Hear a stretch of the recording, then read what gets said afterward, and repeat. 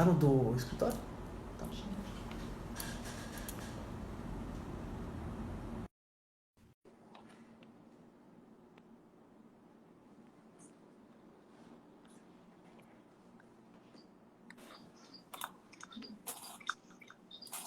Boa noite, doutor. Boa noite, boa noite. Tudo bem? Tudo bem? Tudo tranquilo. Quero arrumar essa luz aí para não ficar incomodando aí. Vamos esperar um minutinho aí, pessoal. Entrar? Sim, sim. Melhorou um pouco.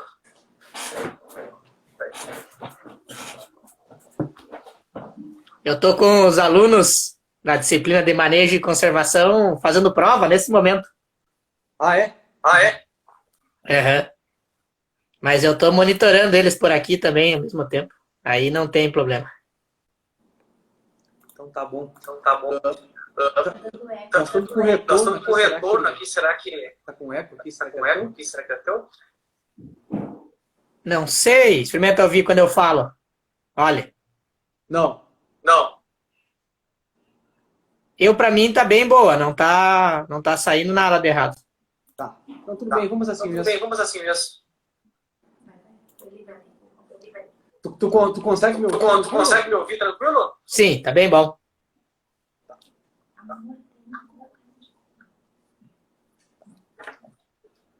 Deixa eu ver que horas são. 20 horas. Vamos esperar 20. Sim, espera um pouquinho, é cedo ainda.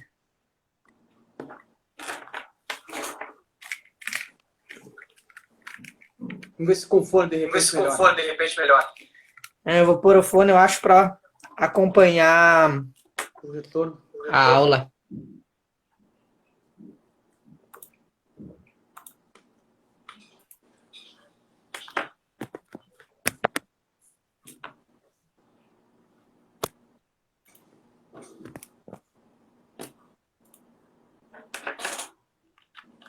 Chegou o retorno.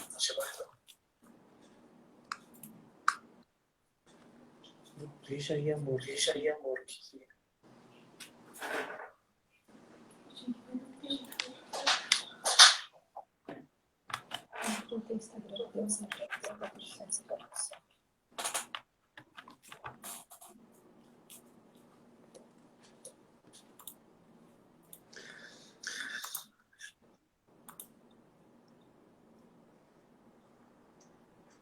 Ó, tem 17 espectadores já aí, né?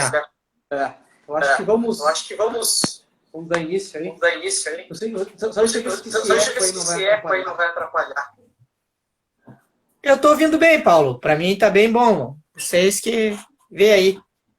Acho que não. Dá pra ficar tranquilo. Tá tranquilo? Hã? Tá ruim? Ó, agora eu tô ouvindo aí. Você tá ouvindo pelo computador? Eu vou mudar de aparelho aqui. Porque eu ouvi agora, eu ouvi o teu retorno mesmo. Eu acho que eu vou ter que colocar o fone.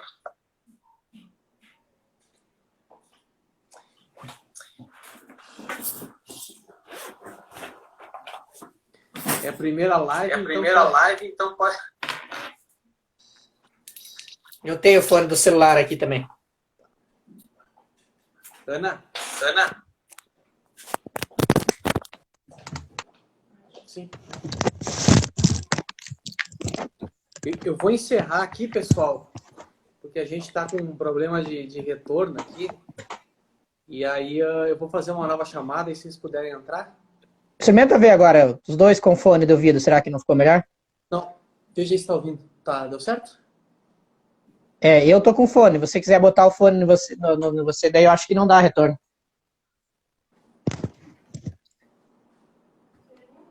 Parou. Tá, não, tá tudo certo.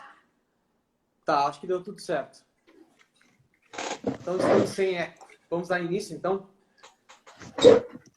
Boa noite, pessoal. Vejo que tem vários muito conhecidos aí. Obrigado pela presença aí nessa nossa primeira live com o título O Solo e Sua Relação com o Direito Agrário.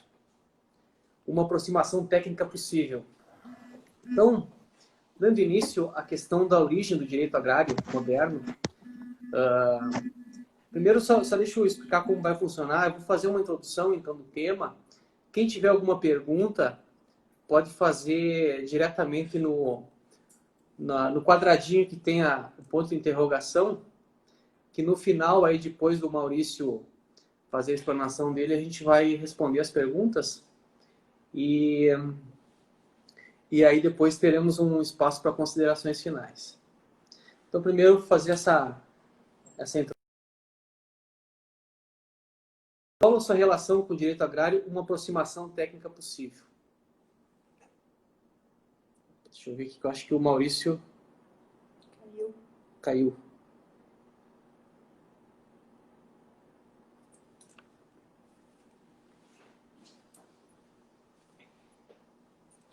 Vamos fixar. Aí. Oi, caiu? Ela saiu, né? Não, ela saiu. Tinha um outro pedido de alguém pedindo para acesso, alguma coisa nesse sentido, não sei porquê. Aí ela saiu, mas agora voltou novamente. Tá, ok. Então, assim, vamos começar falando sobre o direito agrário em si. Então, a origem do direito agrário remonta no direito agrário moderno na Itália, na década de 20, 22. Então, ele se desgarrou do direito civil e tendo autonomia própria, doutrinária e de legislação. No Brasil, ele surge, propriamente dito, a partir da Emenda Constitucional número 10, de 64, que alterou a Constituição de 1946 e deu competência à União legislar sobre direito agrário. Então, nesses idos de 64, com essa emenda constitucional, ele acabou ganhando autonomia legislativa. E logo em seguida, criou-se o Estatuto da Terra. Esse Estatuto da Terra, ele ganha autonomia da legislação, e o direito agrário ele sempre teve um diálogo constante com as questões voltadas às ciências agrárias. A própria criação do Estatuto da Terra, ele foi uma obra feita por diversos autores, sobretudo por Milton Campos, e ele se aproximou muito desse diálogo multidisciplinar. E o Estatuto da Terra, então, ele surge como um marco fundamental no direito agrário brasileiro. Então, e até hoje vigente, né? E aplicava as relações do agronegócio. Então, essa interdisciplinariedade sempre esteve ligado ao estudo do direito agrário.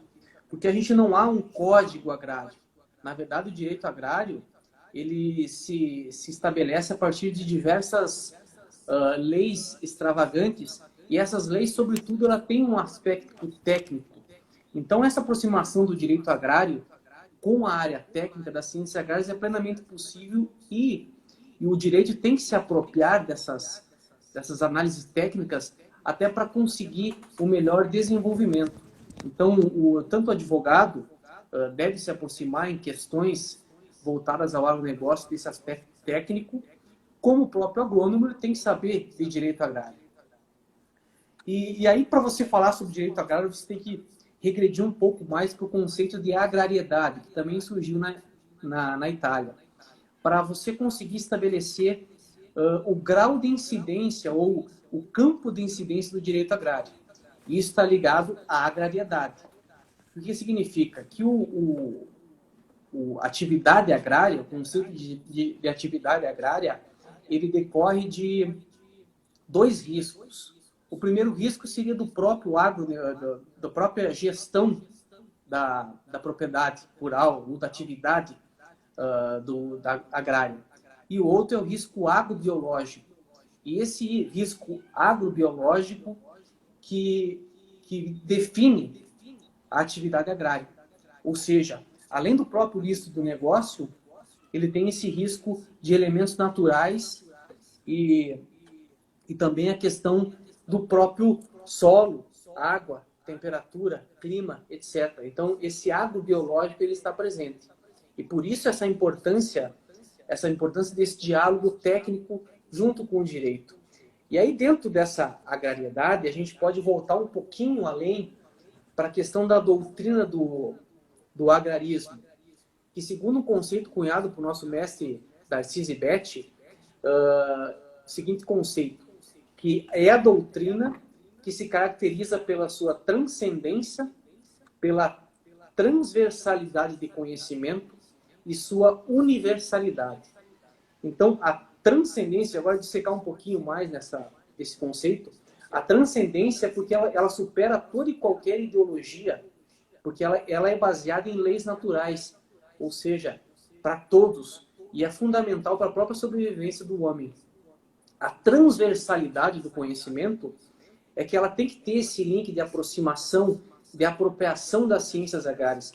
E aí você entra a questão da agronomia, da zootecnia, da veterinária, da biologia, da ecologia. Então, são todos esses estudos que fundamentam o próprio agrarismo. E é universal, ou seja, é para todos e é fundamental para todos. Aí, voltando um pouquinho no Estatuto da Terra, ele traz essa aproximação do direito com a ciência agrária no próprio conceito do que é função social da propriedade. Então, o Estatuto da Terra, lá de 64, já trouxe o conceito de função social da propriedade. No artigo 2º, ele preceitua: é assegurada a todos a oportunidade de acesso à propriedade da terra, condicionada à sua função social, na forma prevista nessa lei. Parágrafo 1º. A propriedade da terra desempenha integralmente a sua função social quando simultaneamente a. favorece o bem-estar dos proprietários e dos trabalhadores que nela labutam, assim como de suas famílias. B. Mantém níveis satisfatórios de produtividade. C. Assegura a conservação dos recursos naturais. E D. Observa disposições legais que regulam as justas relações de trabalho entre os que a possuem e a cultivem. E, por sua vez, a própria Constituição de 1988 trouxe no seu artigo 186 a função social da propriedade.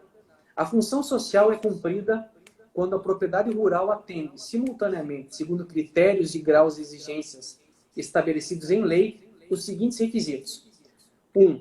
Aproveitamento racional e adequado. Utilização adequada dos recursos naturais disponíveis e preservação do meio ambiente. 3. A observância das disposições que regulam as relações de trabalho. E 4. A exploração que favoreça o bem-estar dos proprietários e trabalhadores. Então, a gente tem, tanto no Estatuto da Terra quanto na Constituição Federal, a aproximação e da importância do solo como recurso natural e também como fundamental para o aproveitamento da propriedade.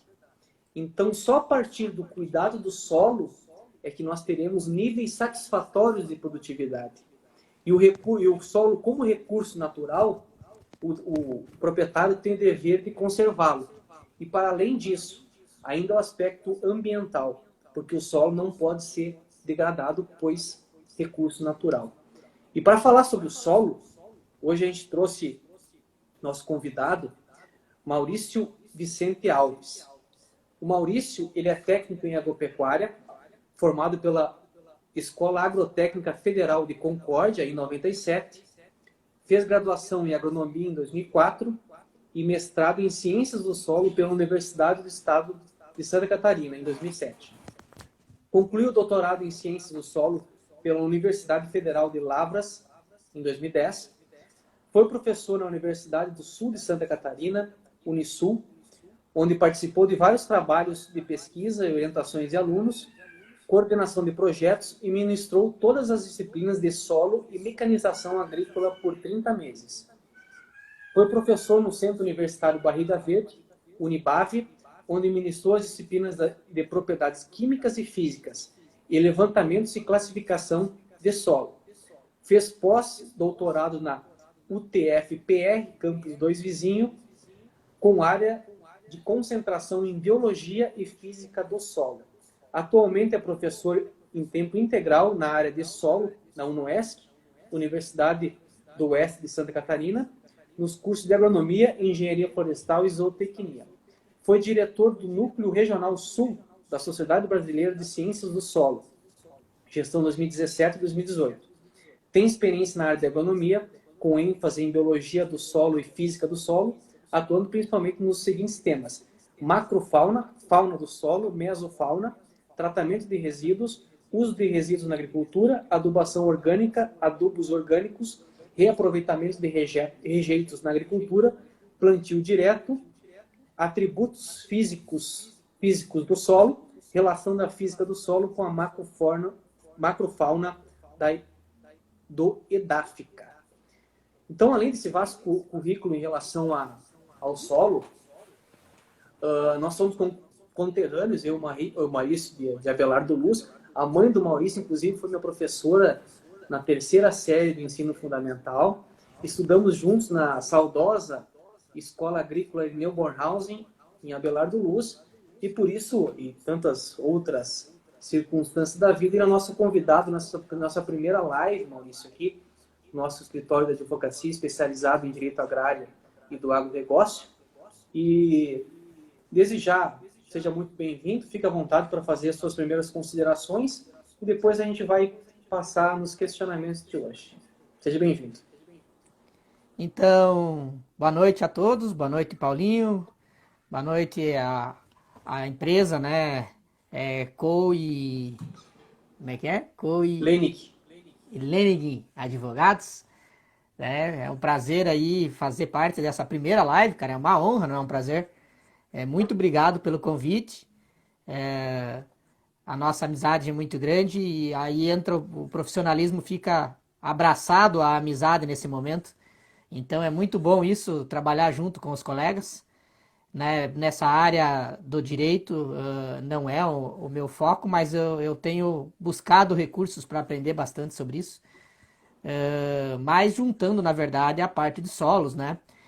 Até sexta-feira passada eu tive uma aula com os alunos do 10º período aqui, e o tema era sobre legislação e legislação agrária, e até o Diogo Goulart, que é teu colega de profissão aí da Abelardo, participou com nós, junto com o Irivelto, da aula para os alunos. Na aula, o Diogo comentou um pouco, foi 2 horas, cara, era para ser 1 hora, foi quase 2 horas de conversa. Mas muito boa, o pessoal gostou bastante. E hoje o foco é o mesmo, parecido, quer dizer, né, com um intuito diferente, voltado um pouco mais para a minha área. Então é bom isso que eu vou poder indagar um pouco mais. Obrigado pela apresentação, né, não precisava ser tão vasta, né, dizendo que é professor da UNOESC já estava bom, né. E mais uma, então, agora nesse ano eu estou ministrando também aula na engenharia ambiental. E aí sim entra bastante a importância do direito agrário na ambiental, principalmente nas causas ambientais lá, na recuperação de áreas degradadas, essa parte ambiental lá a gente tem bastante importância nesse sentido, né? Então, acho que vai ser um bom papo, né? Mais uma vez, obrigado pelo convite e estamos aí para disposição do que o amigo quiser trocar uma ideia com nós. Certo. Então vamos em seguida. A primeira questão, Maurício, qual a importância do solo para a atividade agrária? Bom, aí você me pega no pé, né, cara? É a principal coisa. Vou puxar a brasa para o meu lado, né? Com certeza. Eu digo com meus alunos, quando estou dando aula para agronomia e para os outros cursos em gerais, que o solo é a base, Paulinho. O solo é a base da agricultura, né? Você tem que ter um solo de qualidade para produzir para produzir com qualidade, né?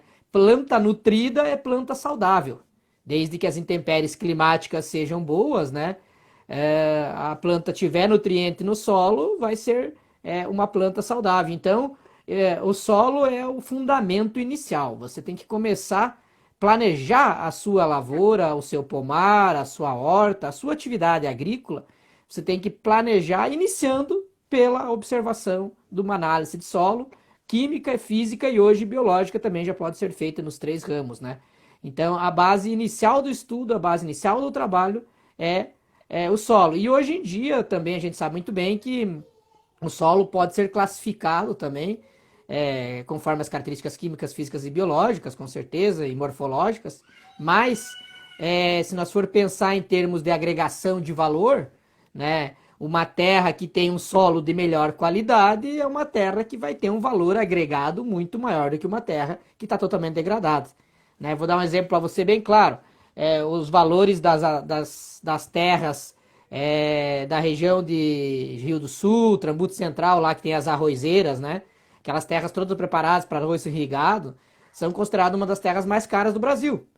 Né? Por devido ao quê? Devido ao grande valor agregado a ela. Agora, se tu vai pegar uma terra do semiárido brasileiro, onde o clima não ajuda, as intempéries também não, já vai ser uma terra que vai ter um valor agregado muito mais baixo, né? Até o próprio valor, agora já não é mais tão barato, mas antigamente o pessoal saiu muito do sul de Santa Catarina e do sul do Rio Grande do Sul, Paraná e Santa Catarina para ir para o Mato Grosso e subia mais devido ao valor das terras lá serem mais barato. Por que que eram mais baratas? Primeiro porque elas estavam longe dos grandes centros, né? Depois porque as terras eram de menor fertilidade e com o tempo elas estão indo e melhorando a fertilidade do solo. Então eu acho que a ciência do solo é a base nossa para a atividade agrícola, para a atividade agrária, né? Primeiro passo a se avaliar é o solo. Certo, obrigado. E assim, Ana, nessa questão da valorização, então, da importância do solo, quais seriam as características essenciais de um solo fértil e para uma alta produtividade? Certo. Como que identificaria um solo de alta Que fertilidade? tem uma fertilidade melhor, né? Porque a gente sabe Eu vou. a gente sabe que tem alguns solos que precisam de um preparo um pouco maior. Claro que hoje a tecnologia já ajudou bastante. Mas antigamente a gente tinha a noção de que algumas determinadas áreas eram mais propícias para determinado tipo de atividade. Então, o que hoje caracterizaria um solo fértil? Mas ainda existem áreas mais propícias, Paulo, ainda existe. Mas então, algumas características para nós dizer, não vou dizer fértil, mas um solo de alta produtividade. A fertilidade é um dos quesitos a ser avaliado, né? Mas para você chegar a uma produtividade alta. Né? Dentro da fertilidade, um dos quesitos que nós deveríamos utilizar é o teor de nutrientes disponíveis. Né? Disponíveis e solúveis, que estão prontamente disponíveis para ser absorvidos pelas plantas. Não necessariamente o solo que tem os maiores teores nutricionais vai ser o solo que vai estar de melhor produtividade e vai estar com os teores disponíveis. Vou dar um exemplo para você. Se nós tivermos um solo com o pH muito baixo, em torno de 5, né? Um dos elementos que vai estar disponível lá é o alumínio. O alumínio é altamente tóxico. As raízes não crescem, não se desenvolvem e as plantas não conseguem crescer, porque ele vai limitar a absorção dos outros elementos, principalmente cálcio, magnésio. Então, não vai adiantar eu ter altos valores ou valores níveis críticos de cálcio, de magnésio, porque o alumínio vai estar me incomodando e atrapalhando. Né? Então, um fator a observar seria o pH primeiro, para eliminar alumínio. Né? Outro fator importante para nós avaliar na fertilidade do solo seria a concentração de nutrientes em equilíbrio. Você pode ter, às vezes, um solo que tem um valor de fósforo altíssimo, né? 50 miligramas por decímetro cúbicos, que são valores considerados muito altos. Mas aí você também tem valores de cálcio alto, ou valores de outros elementos que brigam por carregadores similares, e aí você vai absorver um e o outro deixa de absorver apesar dos dois estarem em quantidades ideais, um está muito alta e o outro está ideal, né? E aí, na hora de absorver o nutriente, a planta ela não tem um filtro e vai dizer assim, ó, eu quero absorver mais desse, menos desse. Ela vai absorver o que está disponível na solução do solo. Então, o equilíbrio nutricional na solução do solo, né, é fundamental para que a planta consiga absorver em quantidades ideais o que ela necessita para ter uma boa produtividade, né? Bom, eu comentei só de fertilidade. Vamos pensar um pouquinho na parte de física, estrutura do solo. É sabido, né, que todos os nutrientes que nós temos, os 17 nutrientes essenciais que as plantas necessitam, com exceção do carbono, hidrogênio e oxigênio que vem da fotossíntese, da água e da respiração, os outros demais todos vêm do solo, né, da solução do solo, da água do solo. Tá? Porém, esses nutrientes, para chegarem em contato até a raiz, tem que ter água no solo. Né? Então, outro insumo de extrema importância é a água. Né? Um colega meu, de Abelardo Luz, já trabalhou na Ipagre muitos anos, na Ipagre da Abelardo e na Ipagre de Xanxerê, o Tadeu Carnel. Costumo trazer ele seguido para dar palestra para mim aqui, para os meus alunos, porque tem um conhecimento vasto, enorme. O Tadeu diz sempre, o melhor insumo é a água. E eu concordo com ele com o número, gênero e grau. Porque se nós não tiver água, os 3 meios de transporte, que são difusão, interceptação radicular e fluxo de massa, que é as formas que as plantas, as raízes conseguem absorver os nutrientes, não vão chegar até a raiz e não vão ser absorvidos pela planta. Porque precisa de água. Difusão é do meio mais concentrado para o menos concentrado o nutriente vai, né? Mas como que ele sai do meio mais concentrado? É uma formiga que vai carregando o nutriente nas costas, levando até a raiz? Não, né? É pela concentração dentro da água, na solução. Então, a água é importante. Mas como ter água no solo? Né? Ter água, você tem que ter estrutura.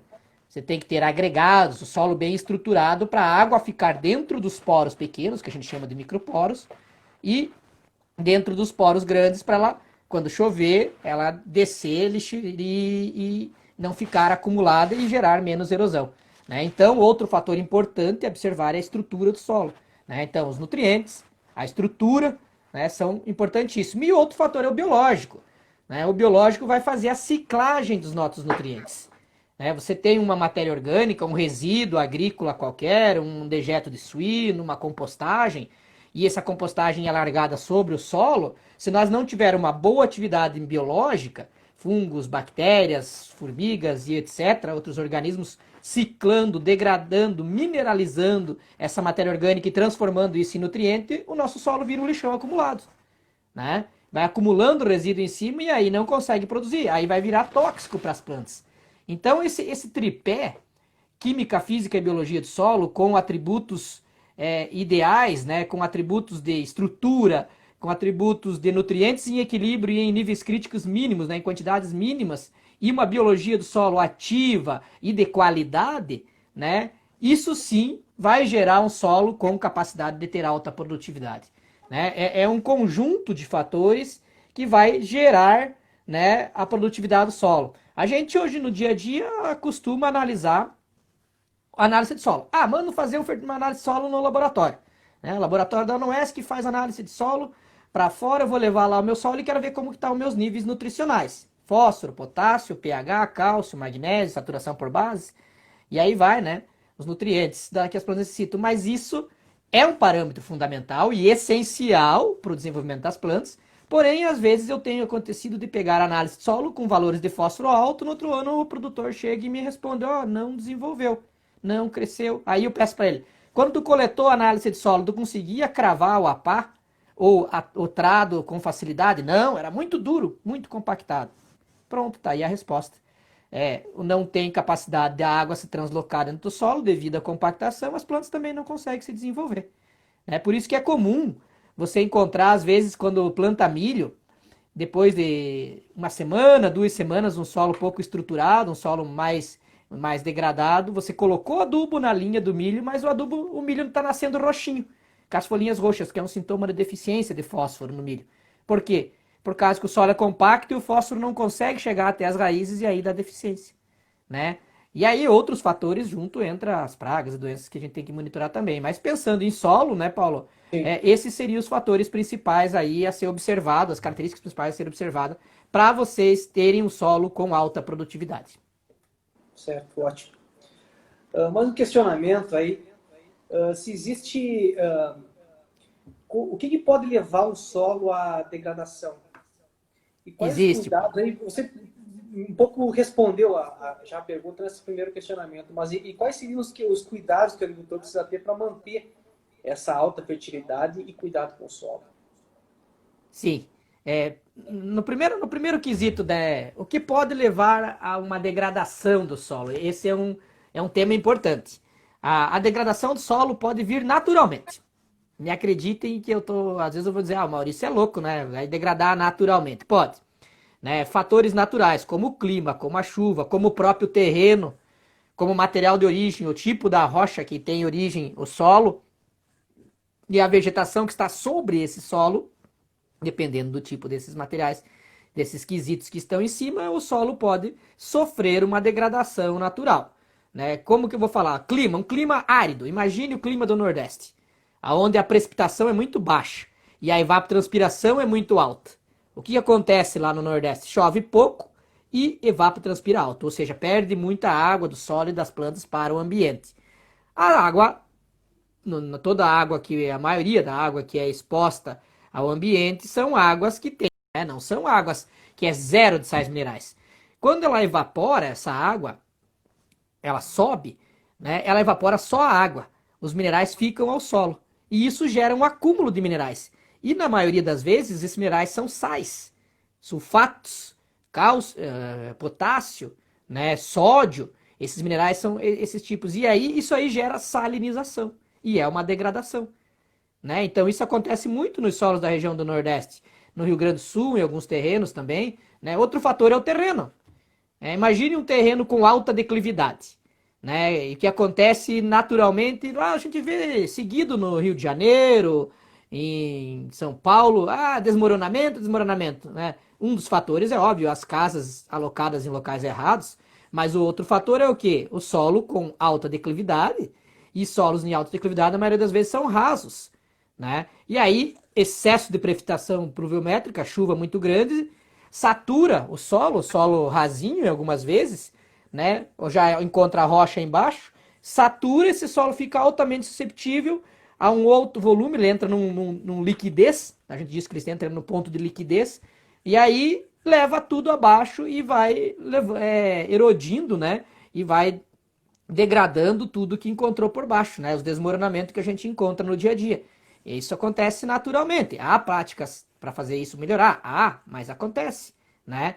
Então, dois exemplos que eu citei, existem muito mais exemplos naturais que acontecem no dia a dia, né? Óbvio que são mais lentos, são mais tranquilos de ser manejados e a gente consegue no dia a dia fazer com que esses fatores antrópicos, esses fatores, quer dizer, naturais, sejam menos expressivos e não estejam tão problema de degradação. Agora, o problema é os antrópicos, né? Que são aqueles que são acelerados por nós homens, né? Aí entra desde densidade populacional numa cidade. Quanto maior a cidade, você vai ver que a geração de lodos, de esgotos, de resíduos é muito maior.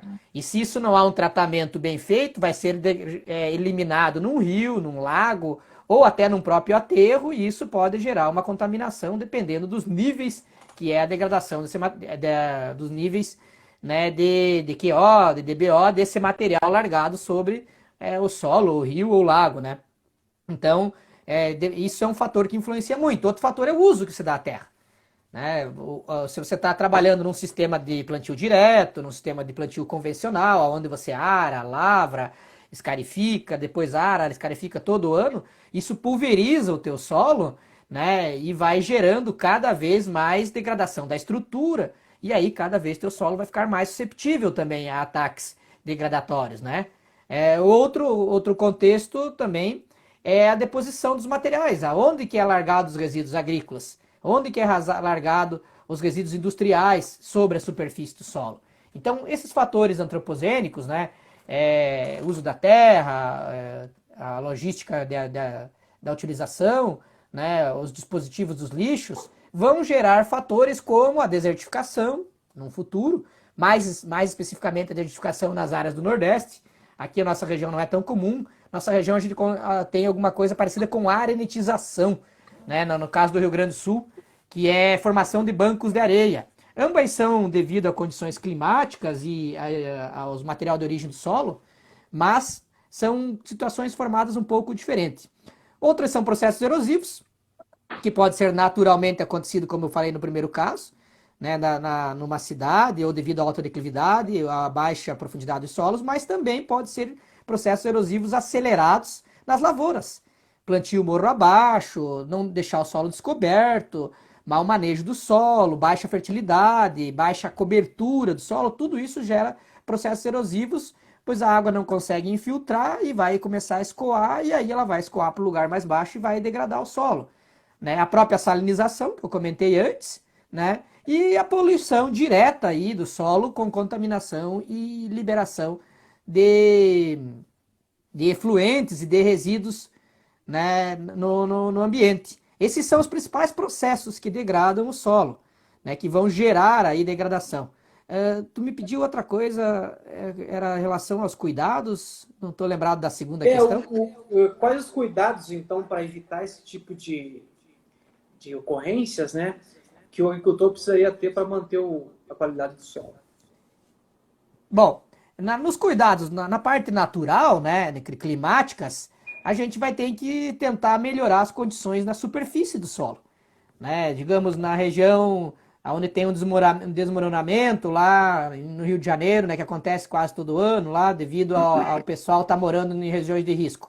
Tem que tentar tirar esse pessoal dessa região de risco e manter esse solo sempre coberto. Né? Criar estruturas para esse solo não ser lixiviado e monitorando. Não tem outra opção, porque a chuva vai vir, tu não consegue diminuir a chuva. E o solo é raso, naturalmente. Então é isso que tem que fazer. Né? Evitar que a exposição das pessoas que estão nessa região, né, sofra as catástrofes que têm vindo sempre. Porém, nas áreas que tem ataque antropismo, né, onde o homem atua, aí nós temos várias práticas conservacionistas que devem ser atuadas para evitar a degradação. Né? Práticas de manejo e conservação do solo. Aí entram desde práticas vegetativas, como reflorestamento, trabalhar os animais, o gado, a gente se preocupa muito com os animais, com o gado, né? E não só com os gado, também com os outros animais, porque eles têm sequência de fazer um caminho para ir beber água, digamos, para ir até o coxo, né? O caminho dele gera um local para o escoamento da água aumentar, o fluxo da água aumentar e gera uma degradação e gera uma erosão que pode vir gerar uma vossoroca ou dependendo do grau desse material. Então, o uso racional das pastagens é fundamental. Trabalhar com lotação animal, né, o número de animais por hectare, quantos animais colocar, a hora de entrada no pasto, a hora de saída, melhorar a qualidade desse pasto. Isso são fatores que vão melhorar bastante. E criar práticas como terraceamento nesses espaços, quando tiver declividade alta, melhorar a capacidade de infiltrar a água no solo, né? Então melhorar as raízes das plantas, criar estruturas que gerem a capacidade da água ficar armazenada dentro da sua pastagem ou da sua lavoura, né? Manter o solo sempre coberto, no caso de uma lavoura anual, de soja, milho, nunca deixar descoberto. Hoje em dia está muito claro isso. Plantio sobre a palha já direto, né? Plantio direto sobre a palha. E o pessoal tem plantado no verde, que eu acho fantástico isso. Você tem uma cultura de inverno ou uma cultura de entre safra, uma aveia, uma azevém, um centeio, triticale, uma ervilhaca, um tremoço, gorga. Existe aí mais de 20 espécies da nossa região que funcionam muito bem como cobertura de inverno, né? Que você planta ela para cobrir e para servir de evitar o impacto da gota-chuva. E a raiz dela também vai auxiliar você a desenvolver a melhor estrutura do solo. Então, com certeza, a gota não cai sobre o solo e não degrada o solo, e a gota cai e infiltra, porque a estrutura do solo melhorou. Então, manter sempre o solo coberto é fundamental.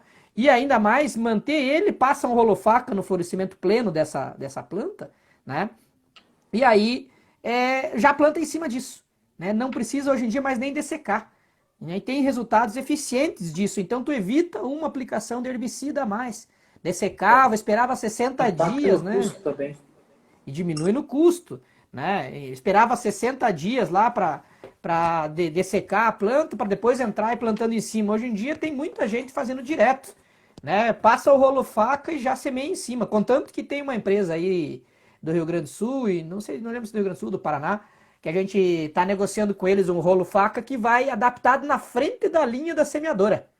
Nem precisa mais todo aquele rolo enorme. Ele já vai vir o rolinho, são rolos menores, vão vir na frente da linha da semeadora que já vão rolando a massa verde do cultivo anterior e já vai semeando a cultura, a próxima cultura. Né? E aí existem outras práticas, como culturas em faixas, culturas em níveis, né? Quebra-ventos a gente pode trabalhar, melhoria da fertilidade do solo, melhoria da adubação orgânica, terraceamentos, todas essas práticas aí, né? Vem a calhar para a gente melhorar um solo que está degradado, ou pelo menos, né, evitar ou Tá? minimizar esse solo. São cuidados que a gente vai fazer para manter esse solo fértil. Certo. Um outro questionamento que, em relação a se há uma diferença, você comentou a questão de pastagens e culturas anuais, né? Existe uma diferença técnica no cuidado e no grau de,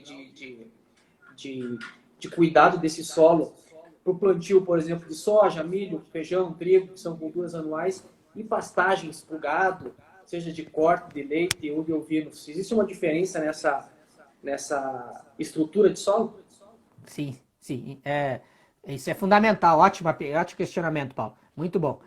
Existe sim, existe, contanto que a gente tem, né, as indicações para épocas de plantio, locais de plantio e até variedades, né? Ah, essa variedade é melhor indicada nessa época e nesse tipo de solo. Essas são variedades que devem ser semeadas num solo mais fértil, num solo mais que não necessita de tanta fertilidade. Essa cultura é melhor para essa circunstância, né? Existe sim.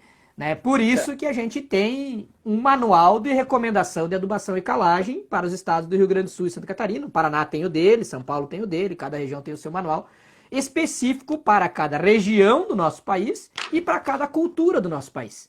Né? Então, é fundamental sim a gente seguir, né, essas técnicas do manual para cada cultura. Ou seja, a cultura da soja tem um nível crítico de fósforo mínimo, né? Porque ela absorve um X valor de fósforo, em relação ao milho absorve outro X de fósforo. Então, você colocar o mesmo adubo, o mesmo fertilizante, não vai funcionar, né? A mesma coisa semeadura, né? Existem variedades precoces, super precoces, hiper precoces. Tem semeaduras que você deve fazer em setembro, outras em outubro, outras em fevereiro, dependendo da variedade da tua cultura, né? É a regionalização e a época de plantio. A gente diz condições edafoclimáticas, que são condições de clima e solo observados para cada cultura, né? E o mesmo eu digo para as pastagens, né? Há pastagens específicas e melhores adaptadas para bovinos e há melhores para ovinos, né? E os dois são fundamentais porque um tem um hábito de pastejo diferente, né? A vaca tem um hábito de pastejo e o ovino tem outro. Eles não comem o mesmo pasto que está sobre a grama nossa ou nossa pastagem, né? Então é fundamental trabalhar com os alimentos específicos ou de qualidade que eles conseguem se alimentar melhor. O mesmo se for um gado de corte ou de leite, né? Que deve ter suplementações e tudo mais. Então, sim, né? Mais uma vez, sim, né, Paulo?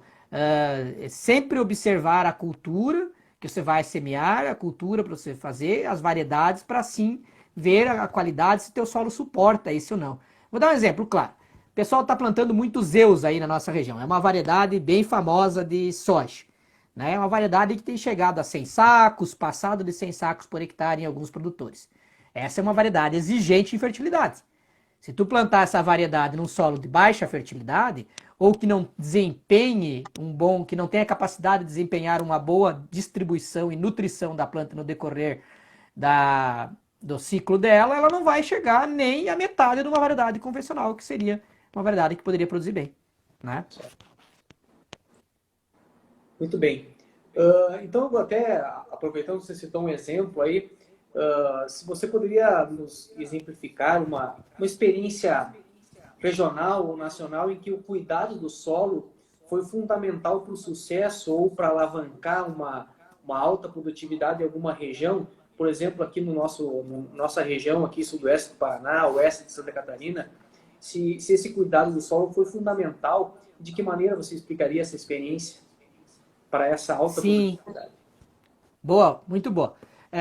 Nós temos, Paulo, na região de Xanxerê, Abelardo Luz, Faxinal dos Guedes, São Domingos, Ipuaçu, é uma região que produz muito bem. Eu até fui hoje buscar dados no CEPA da Ipagre, que são dados extremamente atualizados, né?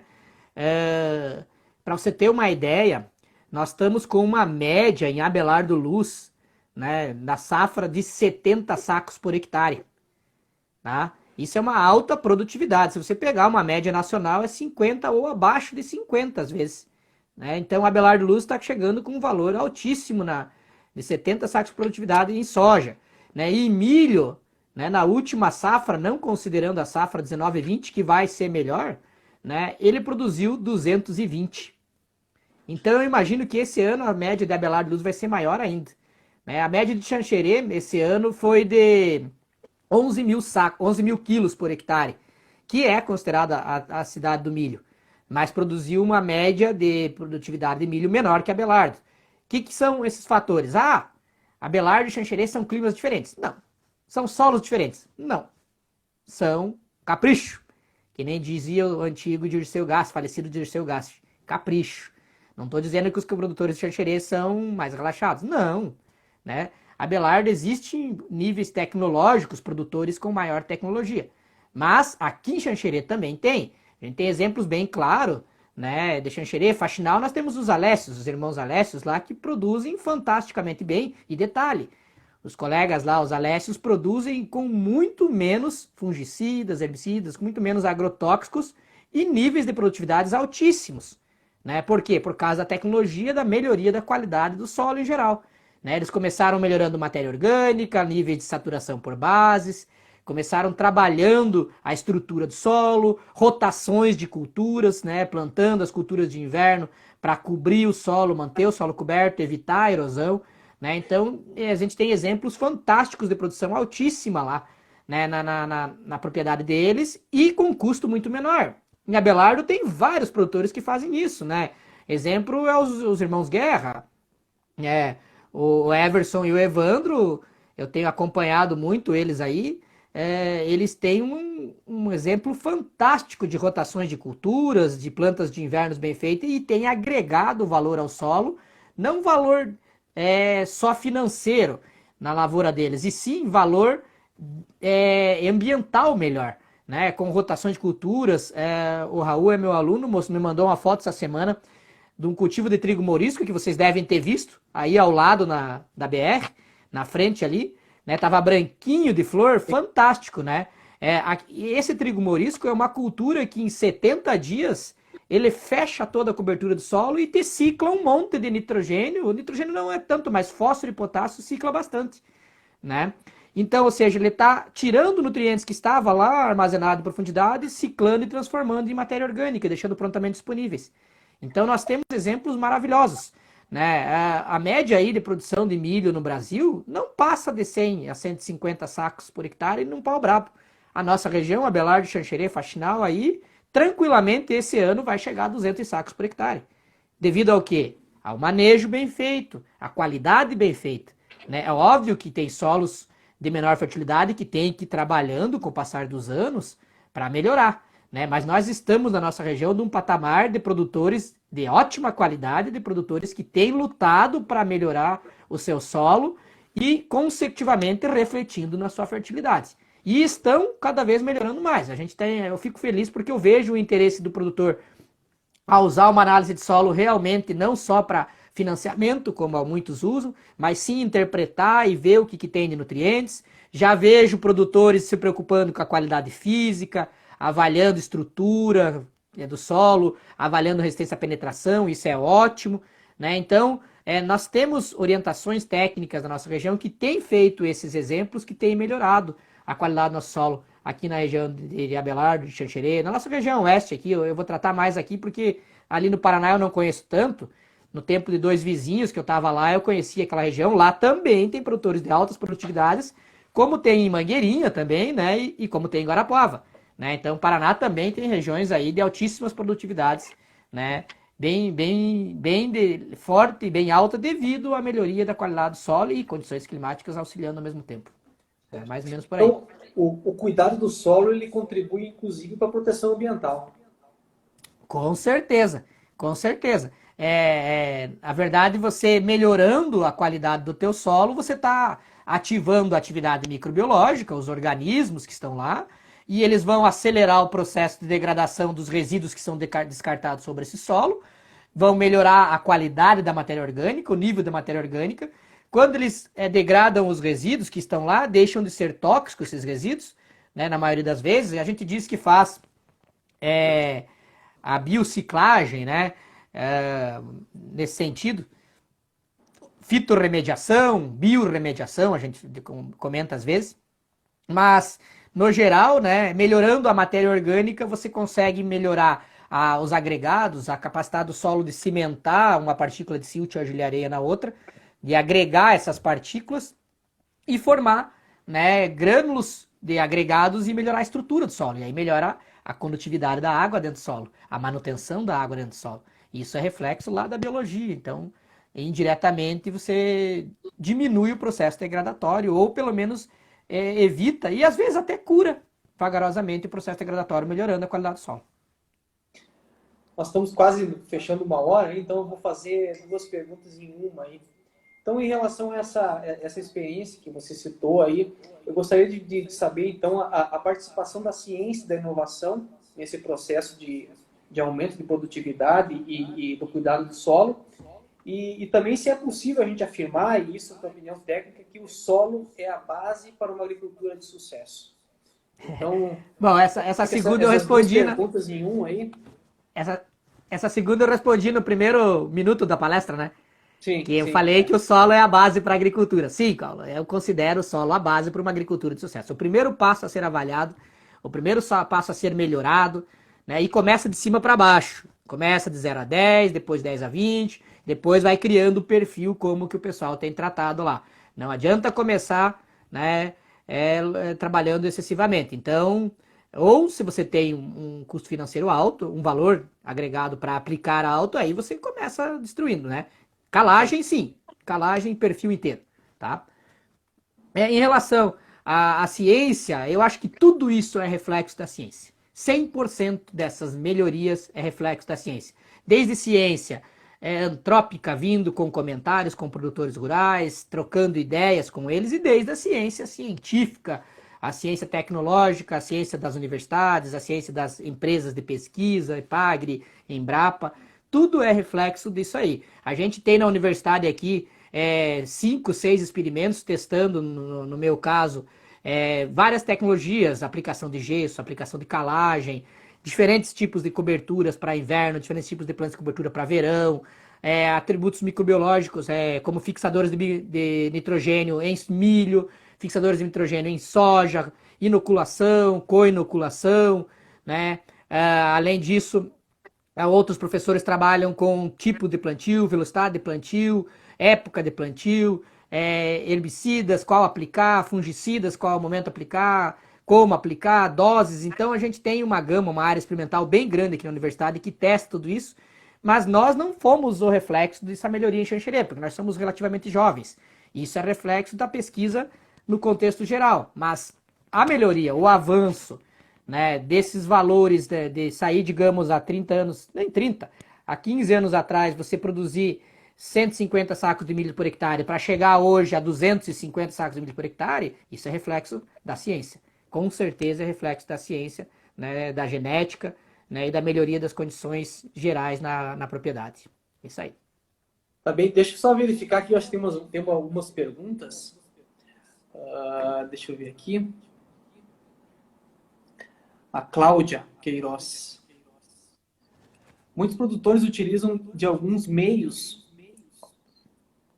para deixar o solo mais fértil. Mais fértil. Isso, só um pouquinho que não estão. Isso pode infringir na legislação do meio ambiente.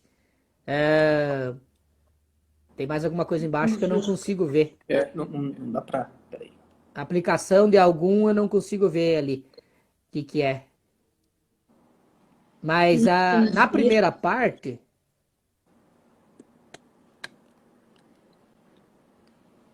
Na primeira parte lá, muitos produtores utilizam alguns meios para deixar o solo mais fértil. Isso pode infringir na legislação do meio ambiente. Sim, pode. Vou dar um exemplo bem claro e bem rápido. Em Santa Catarina nós temos muitos resíduos que vêm das indústrias e muitos resíduos que vêm da...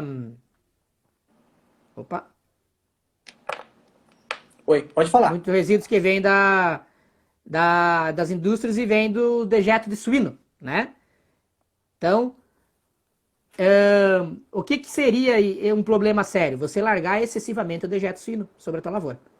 O uso excessivo do dejeto suíno sobre a lavoura vai aumentar muito os teores de fósforo no solo. Esse fósforo vai ser lixiviado, vai parar nos rios e lagos, vai gerar eutrofização.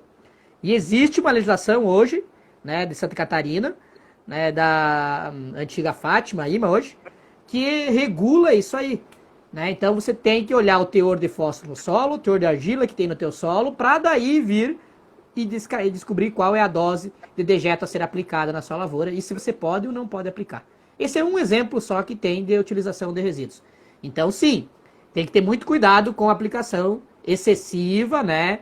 Quando fala de agrotóxico, então nem se fala, né? Existe uma bula, existe uma receita e existe um receituário agronômico que deve ser seguido e feito correto para não ter problemas de vir a ferir o meio ambiente. Se ferir, a legislação ambiental vai ser pega, digamos, sobre esse material. A parte final eu não consegui ver o que é, mas essa primeira parte deu para responder. Tem mais um questionamento que não... deixa eu ver de quem é. O Ferrarim. Ele está pedindo tua opinião aí, Maurício, sobre... Maurício, você como especialista em solo e código ambiental prevê uma reserva para preservar nascentes e proximidades do rio. Muitos não concordam. Qual seria a sua opinião? Bom, eu sou especialista em solos, em legislação ambiental não sou, não entendo muita coisa não. Por isso que estamos fazendo a live com os colegas advogados aí para ajudar nós na parte de legislação, né? Para aprender um pouco. Mas, assim, o Código Nosso Florestal ficou um pouco conturbado devido mais politicamente do que tecnicamente falando, tá? Mas eu concordo que temos que ter uma área de preservação com certeza ao lado das nossas nascentes e dos nossos rios, tá? Isso é uma prática conservacionista do solo, proteção de nascentes e proteção das margens dos rios. Em primeiro lugar, imaginem se você tem uma pequena erosão na tua lavoura, né? Isso vai sempre escoar para o lugar mais baixo. Onde é o lugar mais baixo? Onde está o rio, onde estão os lagos, né? É o lugar mais baixo. E nessa água que está escoando, está levando nutrientes, fertilizantes, agrotóxicos e tudo mais. Isso vai escoar e vai parar dentro do rio.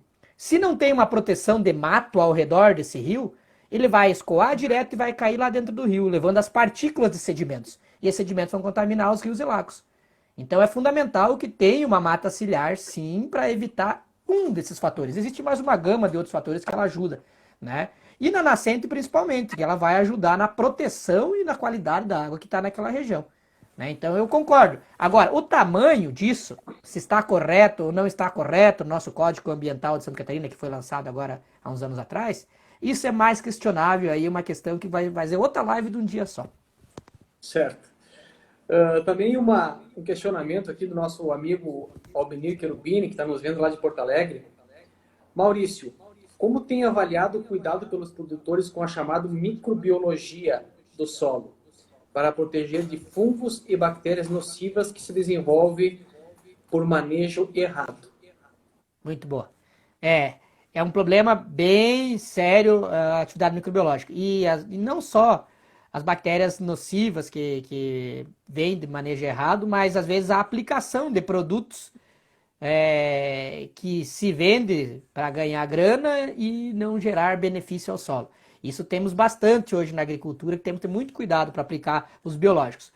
Eu ainda acho que os biológicos são a salvação da nossa lavoura. Aí. É o que vai gerar o up para chegar nos 300 de soja, de milho e nos 100 e poucos de soja por hectare na produção. Mas se você manejar errado, eles podem gerar efeitos contrários, como a aerobiose, que aí pode gerar gases tóxicos, por causa que os micro-organismos que vivem em aerobiose, devido a um solo compacto, alguma coisa assim, né, geram gases que são tóxicos para as plantas. E os próprios micro-organismos que podem se desenvolverem devido a um mau manejo, né, podem competirem com os micro-organismos benéficos, digamos com a bactéria fixadora de nitrogênio, com o Brasidium rhizópio. Né? Numa circunstância você jogou um resíduo e o resíduo era contaminado com outra bactéria. Essa bactéria veio competir com o Brasidium rhizobium, diminuiu o número de colonização do Brasidium rhizobium na planta da raiz da soja, e isso fez com que a fixação biológica na soja não funcionou bem. Reflexo, não vai produzir nitrogênio. E a soja não vai se desenvolver por falta de nitrogênio que a bactéria não fixou, devido a alguma contaminação de um outro material